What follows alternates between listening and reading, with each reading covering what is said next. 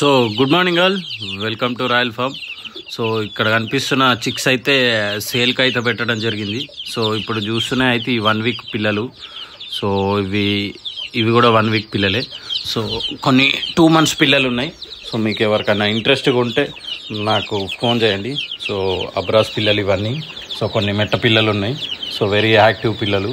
So కొన్ని పెరుగు పిల్లలు కూడా వచ్చినాయి. సో మనము తల్లితోటి సేల్ కూడా చేద్దాము.